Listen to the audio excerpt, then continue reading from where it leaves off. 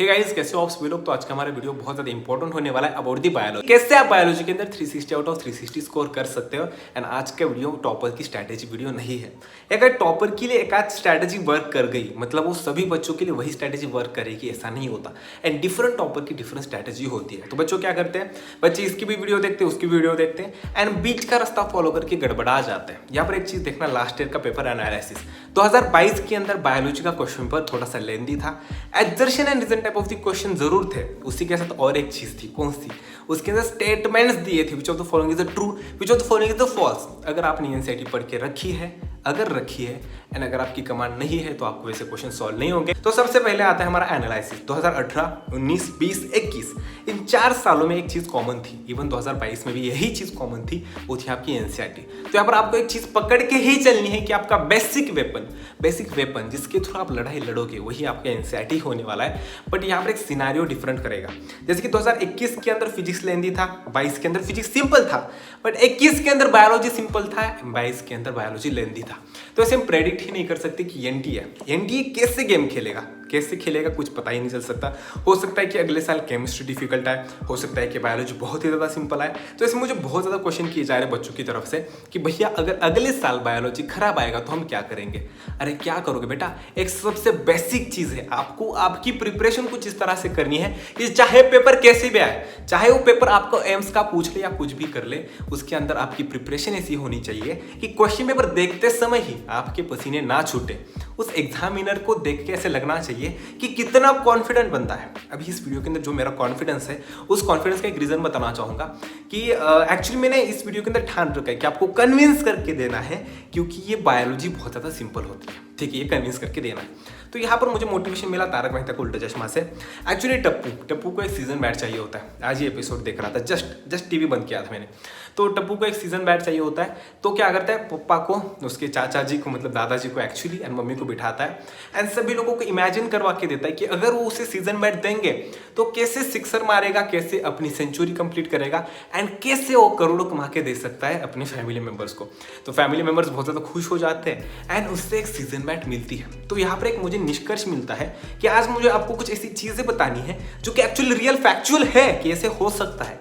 And ये कोई toppers की स्ट्रैटेजी वीडियो नहीं होने वाली, क्योंकि टॉपर की स्ट्रैटेजी वीडियो हमेशा हर किसी के लिए वर्क नहीं करती, जैसे कि लास्ट ईयर हुआ था। तो यहाँ पर बेसिक थिंग क्या है, एनसीईआरटी को फॉलो करना है, बट आपको पता होना चाहिए कि एनसीईआरटी को पढ़ते कैसे है। तो यहाँ पर बेसिक सी बात आती है कि एनसीईआरटी का पढ़ने का एक तरीका होता है। एक चीज़ देखना, जस्ट इमेजिन यहाँ पर है ह्यूमन रिप्रोडक्शन, स्पर्मेटोजेनेसिस क्यों ले ली, क्योंकि इसके अंदर आपको ज़्यादा फोकस करने को मिलेगा, क्योंकि कॉन्सेप्ट अच्छी है। तो यहाँ पर आप नॉर्मली पढ़ सकते हो, आपकी एनसीईआरटी के अंदर कुछ बेसिक लाइंस दी है, जिस लाइन को पढ़ने के बाद आपको बहुत ज़्यादा आइडिया आ जाएगी कि स्पर्मेटोजेनेसिस कैसे होती है। टेस्टिस होते हैं, उसके अंदर कुछ सेल्स होंगी, एमएमसी सेल्स वगैरह बहुत ज़्यादा सेल्स होती है, जिसका आपका मियोसिस होगा, फिर बाद में उसकी स्टेप्स बनेगी एंड फिर बाद में फाइनली स्पर्म बनेगा, स्पर्मेटोजेनेसिस होगा, स्पर्मिएशन होगा, बहुत ज़्यादा प्रोसेस होगी एंड एक फाइनली स्पर्म बाहर निकलेगा। इतनी चीज़ होती है।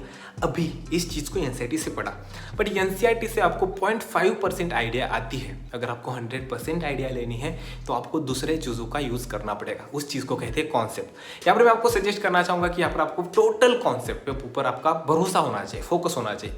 जस्ट इमेजिन आप कोई चीज़ पढ़ रहे हो ना एनसीईआरटी से, इमेजिन कि वो लिविंग वर्ल्ड हो। कितना ज़्यादा सिंपल टॉपिक है, जिसके अंदर कहा है कि लिविंग कौन सा है, डेथ कौन सा है। उसी के साथ आपको मल्टीपल पॉइंट्स दिए हैं कि ऐसी इसकी पढ़ाई करनी है, डिफरेंशिएशन करना है। तो उस लिविंग वर्ल्ड को भी आपको खास से पढ़ना है, कॉन्सेप्चुअली पढ़ना है। तो यहाँ पर बेसिक थिंग आती है कि कॉन्सेप्चुअली पढ़े तो कैसे पढ़े। फर्स्ट थिंग आती है टीचर्स को बोलो कि सर हमें कॉन्सेप्चुअली पढ़ाओ।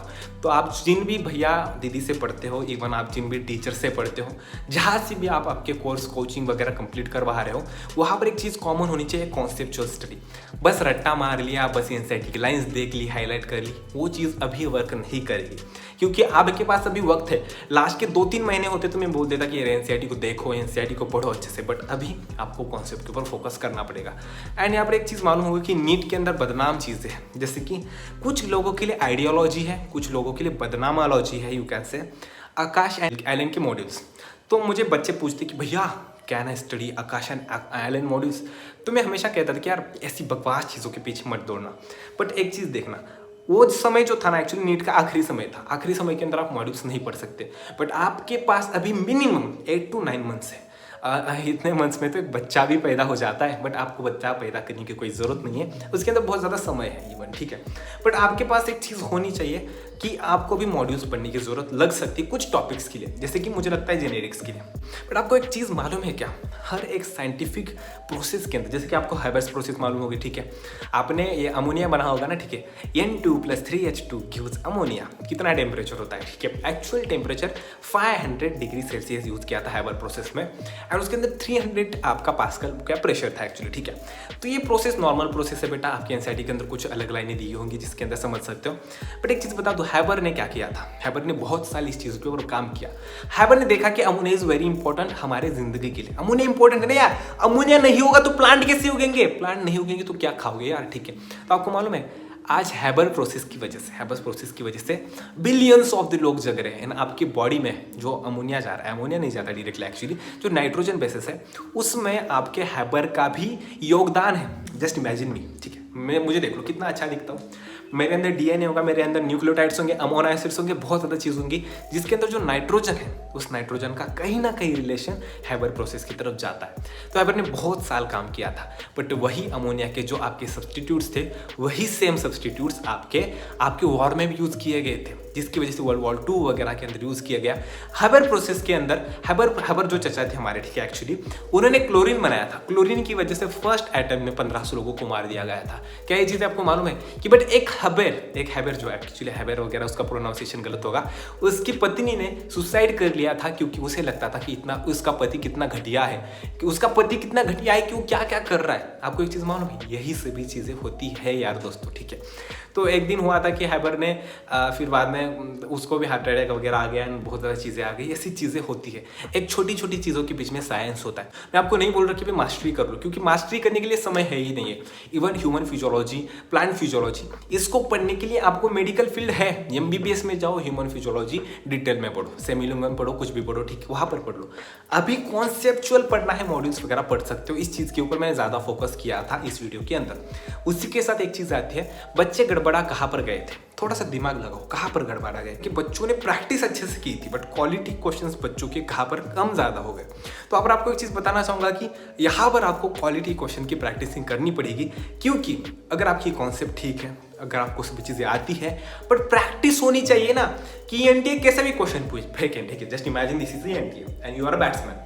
तो एनटीए आपको बॉलिंग कर रहा है, तो आपको कैसा भी बॉल है, आपको वहाँ पर बैट लगानी है, छक्का मारने के लिए ट्राई करना है। ये सभी चीज़ें करने के लिए आपके पास पहले प्रैक्टिस होनी चाहिए। एंड क्वालिटी क्वेश्चन की प्रैक्टिसिंग हो कहाँ से सकती है, उसके लिए आप हमारा एप्लीकेशन डाउनलोड कर लो जिसका नाम है वैभव देशमुख नीट, ठीक है। एंड वहाँ पर एक चीज़ ऐड करना चाहूँगा कि इस एप्लीकेशन के ऊपर हमने एक प्रोग्राम लॉन्च किया है जिसका नाम है मेंटोरशिप प्रोग्राम, जो कि नीट 23 के लिए, जिसके अंदर आपको केवल मात्र 2000 रुपीज़ के अंदर प्री रजिस्ट्रेशन ऑफर है। इसके अंदर आपको पूरे साल की मेंटोरशिप मिल जाएगी, कंटिन्यूस रेगुलर बेसिस पर मैं लाइव आऊँगा, आपके डाउट्स देखूंगा, आपको आंसर करूँगा, इवन आपको बताऊँगा कि कैसे पढ़ाई करनी है, कौन सी स्टेज में आपको क्या क्या करना है, एंड इवन सभी चीज़ें। तो उसकी लिंक आपको डिस्क्रिप्शन बॉक्स में मिल जाएगी, Play Store as well as the App Store, मतलब आईफोन यूजर्स के लिए भी ये होने वाला है। एंड उसी के साथ बहुत ही ज़्यादा इंपॉर्टेंट बात है, अगर आप प्रिपरेशन करना चाहते हो नीट 2023 के लिए, if you are preparing for the NEET 2023, तो उसके अंदर आपको ATP स्टार, आपको मालूम ही होगा, जो कि कोटा के अंदर होता है। एक्चुअली उसकी एकलव्य बैच स्टार्ट हो रही है, एंड एक और ज़्यादा खुशखबर है कि आज से ही स्टार्ट हो रही है, 5 अगस्त से।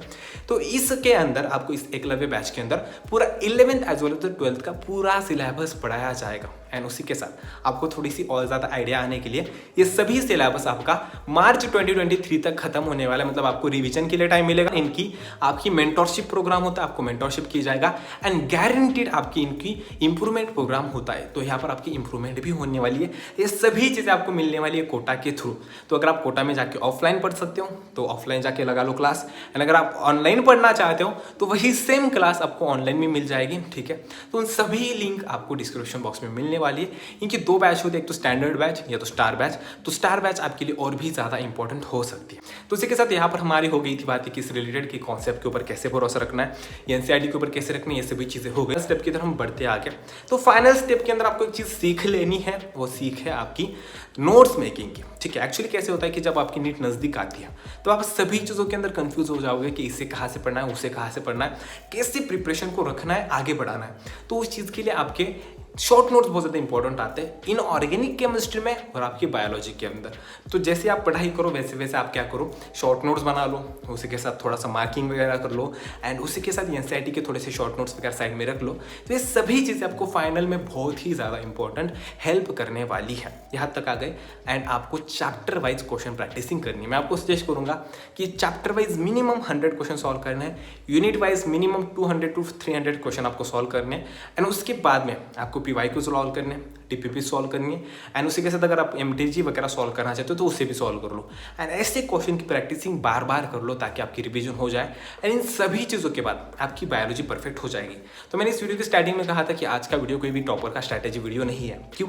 क्योंकि एक्चुअली इसके अंदर आपको प्रूफ देना चाहूँगा। एनसीईआरटी पढ़ोगे, एनसीईआरटी से बाहर क्वेश्चन नहीं आएगा।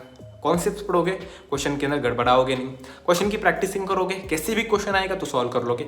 उसी के साथ नोट्स बनाओगे तो नोट्स को पढ़ने का एक समय मिल जाएगा, ज़्यादा रिवाइज हो पाएगा। तो ये सभी बेसिक चीज़ है आपको पता होनी चाहिए। बायोलॉजी बहुत ज़्यादा सिंपल होती है। अगर क्वेश्चन पेपर कितना भी गंदा है, कितना भी चाहे कितना गंदा है, आप तैयार रहो। आप इस तरह से बैट्समैन बनो कि बॉलर कौन सा भी आएगा आप आराम से छक्का लगा दोगे। एंड यही कॉन्फिडेंस आपको बहुत ही ज़्यादा इंपॉर्टेंट रोल प्ले करने वाला है। तो जल्दी मिलते हैं नए वीडियो के साथ। Bye bye, have a nice day. And उसी के साथ ये चीज़ भूलना मत, क्योंकि नीट 23 के लिए आपके लिए एकलव्य बैच स्टार्ट हो रही है एटीपी स्टार की, एंड जिसके अंदर आपको मार्च तक पूरा सिलेबस खत्म किया जाएगा। 11th as well as 12th का सिलेबस, आपको इंप्रूवमेंट प्रोग्राम मिलने वाला है, मेंटरशिप प्रोग्राम मिलने वाला है। तो जल्दी से जाओ, कोटा के अंदर आप ज्वाइन कर सकते हो, ऑनलाइन भी ऑफलाइन भी। जल्दी मिलते हैं नए वीडियो के साथ। Have a nice day.